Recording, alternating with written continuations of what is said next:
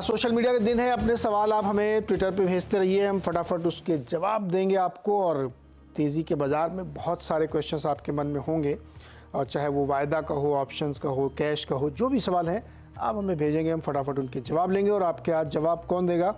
आज जवाब देंगे गौरव बिस्सा जी, जो इनक्रेड इक्विटीज़ के वाइस प्रेसिडेंट हैं। गौरव जी, गुड मॉर्निंग, बहुत बहुत शुक्रिया जुड़ने के लिए। ये सेंटर रैली चल पड़ी फिर से दोबारा से बहुत तेज़ी के साथ। निफ्टी और बैंक निफ्टी में क्या स्ट्रेटजी है आपकी? Good morning Neeraj ji. देखिए, ये कुछ इंस्टेंसेस में है जहाँ पे निफ्टी जो है थोड़ा सा मुझे लग रहा है कि रेजिस्टेंस के आसपास में आ रहा है। अगर आप डेली चार्ट अगर देखेंगे तो दो राइजिंग चैनल के रेजिस्टेंसेस हैं अराउंड 21,600 स्पॉट, उधर ही ये ट्रेड कर रहा है। और बैंक निफ्टी जो है वो फिलहाल ब्रेकआउट के ऊपर ट्रेड कर रहा है, जो उसके इमीडिएट ब्रेकआउट थे 47,900 48,000 स्पॉट के।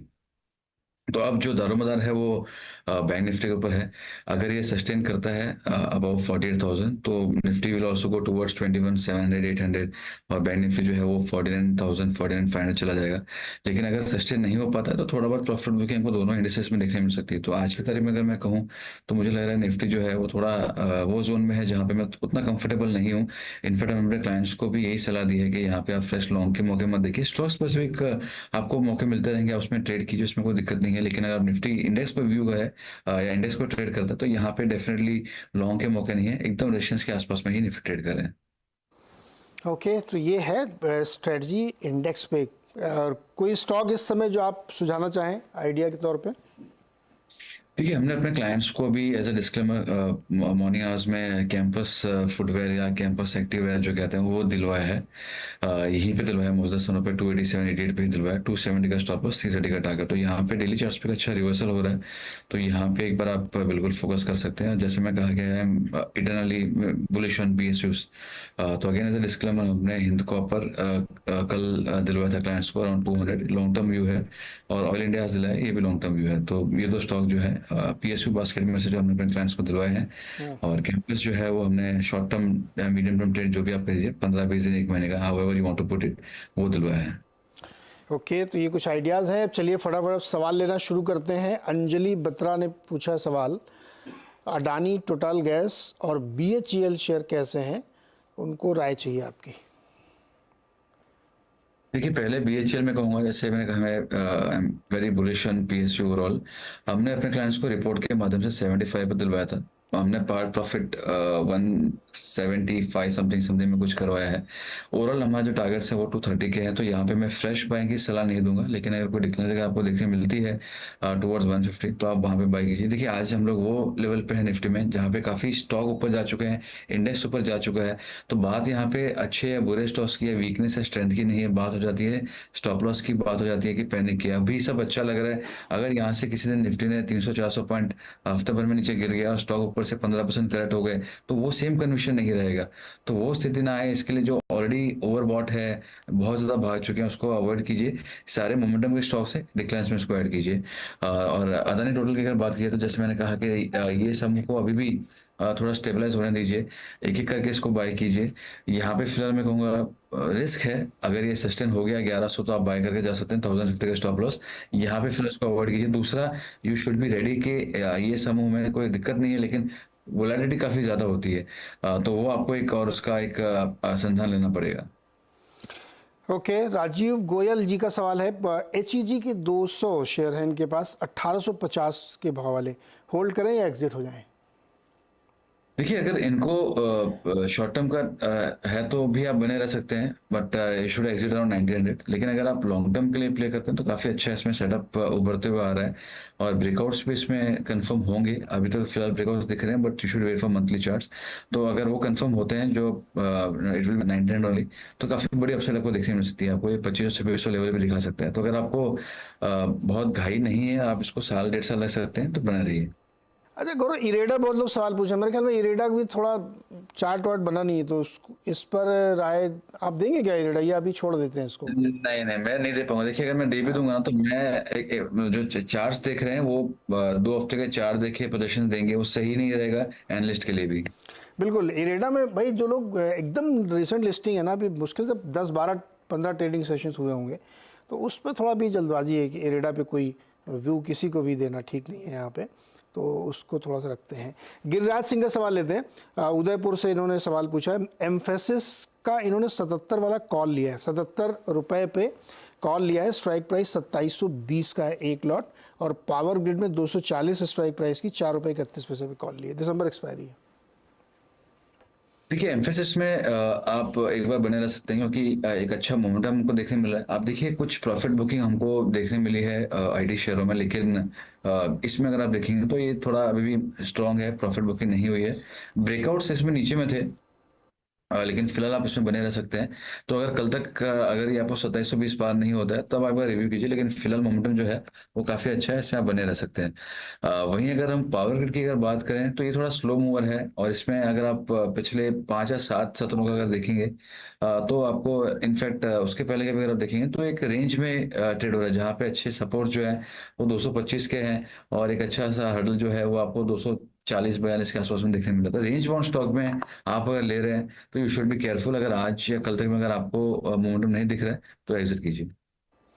ओके, हरीश चौहान ने बिरला सॉफ्ट सही प्राइस पे खरीद लिया था 275 पे, 850 शेयर है इनके पास। कॉस्ट बुक कर लें क्या, कुछ मतलब बेच के फ्री कर लें क्या इसको? देखिए बहुत अच्छा शेयर इन्होंने लिया है। हमने भी अपने क्लाइंट्स को 285 पे रिपोर्ट के माध्यम से फ्रेश लाइफ टाइम हाई के लिए दिखाया था। हम तो बुक कर चुके हैं, बट मेरे हिसाब से इनको अपनी कॉस्टिंग प्राइस जो है या इनका इन्वेस्टमेंट है उसको निकाल के आप इसको राइड कर सकते हैं। और अगर आपको चाहिए कि विद इन आईटी स्पेस में और हमको लेना चाहिए तो आप दूसरे निवेश जैसे बेसिल डेक है, टेक महिंद्रा है, तो यहाँ पे मोमेंटम मुझे लग रहा है कि इनमें भी लाइफ टाइम हाई आपको देखने मिलेगा, तो यहाँ पे भी आप निवेश कर सकते हैं। तो it becomes virtually free for you. So मेरे हिसाब से प्रॉफिट बुक तो आपको करना चाहिए जो इन्वेस्टमेंट पार्ट है, बाकी आप राइड कीजिए और चाहिए तो दूसरे में स्विच कर सकते हैं। बिल्कुल, तो थोड़ा सा प्रॉफिट बुक कर लेना चाहिए। कैलाश वनवारी जानना चाहते हैं कि एनबीसीसी में शॉर्ट टर्म का टारगेट क्या होगा?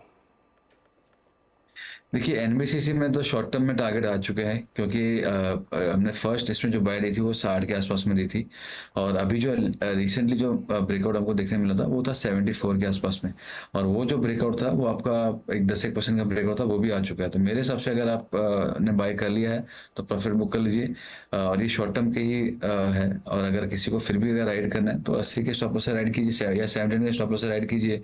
मोमेंटम में जहाँ पे जा सके उतना अच्छा है, बट मेरे हिसाब से जो पैटर्न ब्रेकआउट्स थे उसके टारगेट तो आ चुके हैं। ओके, टारगेट ऑलरेडी आ चुके हैं और इन्होंने आपने 51 पे खरीदा है, तो आपके लिए तो बेटर है कि आप अपनी स्ट्रेटजी थोड़ी सी चेंज करें, प्रॉफिट बुक करें। कृति जायसवाल के पास गोदरेज एग्रोवेट के शेयर हैं, 510 के भाव पे इन्होंने लिए हैं, 1 साल के लिए रखना चाहती हैं ये। देखिए रख सकते हैं। यहाँ पे एक छोटा कंसोलिडेशन ब्रेकआउट हुआ है, बहुत बड़ा तो नहीं हुआ है, लेकिन एक कंसोलिडेशन ब्रेकआउट 530 के आसपास में देखने मिल रहा है। तो यहाँ पे फिलहाल आप बने रह सकते हैं, but then you should have realistic expectations कि आप सोचे मैं बहुत बड़े में करूँगा, क्योंकि देखिए ऊपर में काफ़ी बड़े हर्डल्स भी आ रहे हैं। तो आप बने रहिए यहाँ पे, बेच के मतलब है नहीं। 530 का एक स्टॉप लॉस लगा लीजिए और उसको राइड कीजिए। ओके, चेतन प्रकाश जी ने जो सवाल लिखा ना, चेतन जी आप पूरा सवाल लिखिए। आपने लिखा कि आईसीआईसीआई और सिप्ला के टारगेट क्या हैं। अब जब तक आपकी बाइंग प्राइस नहीं पता चली कैसे टारगेट बताया जाए आपको? व्यू बता सकते हैं इसमें, करंट प्राइस पे क्या व्यू है आईसीआईसीआई बैंक और सिप्ला पे? देखिए अगर आप आईसीआईसीआई बैंक में देखें तो अभी डाइवर्जेंस सिस्टम को देखने मिल रहा है। अभी मुझे पता नहीं कि इनका नजरिया क्या है, शॉर्ट टर्म का है या लॉन्ग टर्म का है। बट अगर शॉर्ट टर्म की अगर बात की जाए तो जो प्रीवियस स्विंग आए थे 1000 के उसके आसपास में ही ये ट्रेड कर रहा है।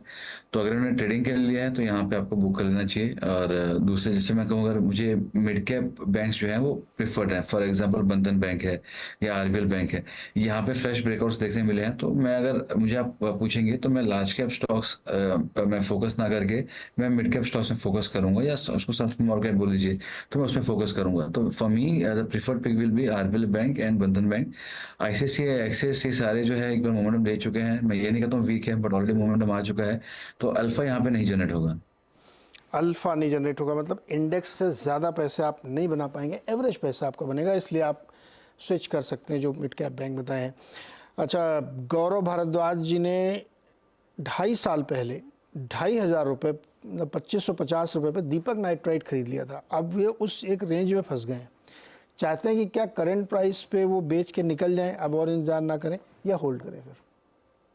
मेरे हिसाब से बिल्कुल बने रहना चाहिए। मुझे लग रहा है कि केमिकल स्पेस में रिवर्सल्स आ रहे हैं, बट ये अक्रॉस द स्टॉक्स नहीं आ रहे हैं, एक एक करके आ रहे हैं।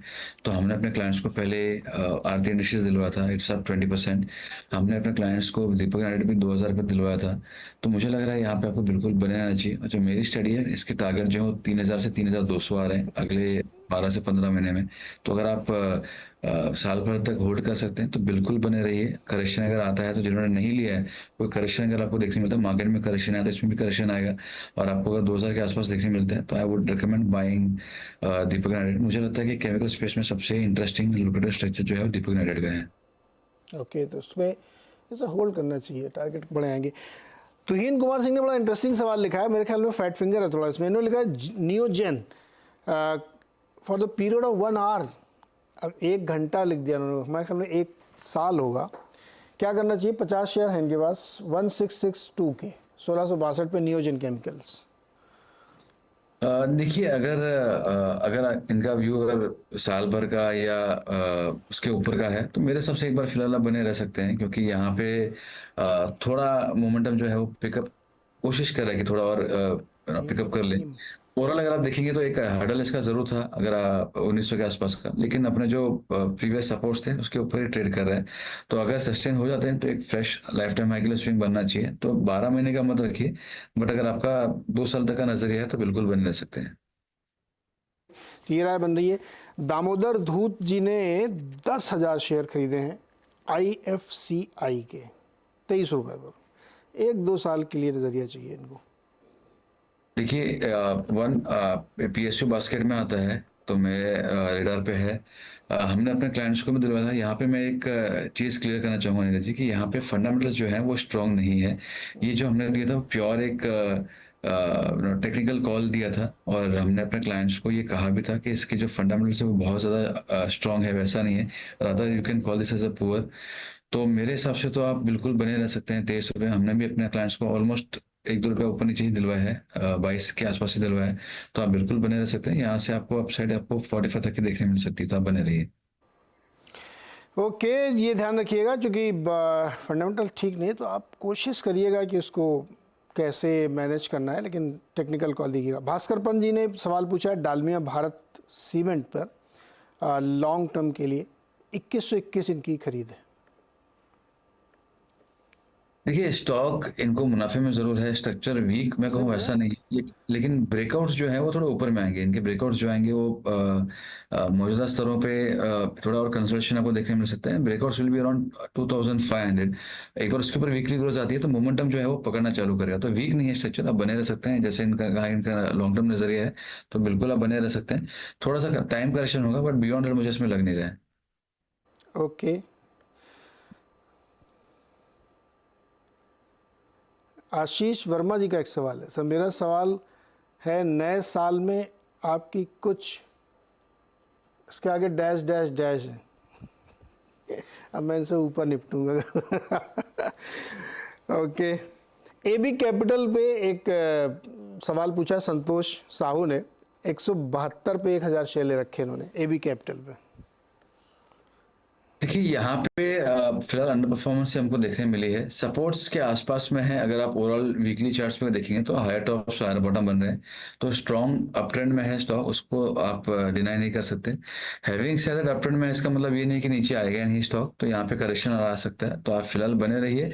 इसमें 2 चीज़ें होंगी, आपको ड्रॉडाउन्स के लिए तैयार होना पड़ेगा, दूसरा आपकी नजरिया जो है आपको लंबा रखना पड़ेगा, then probably will make money. एक बार के लिए थोड़ी सी दिक्कत इसमें देखने मिल सकती है।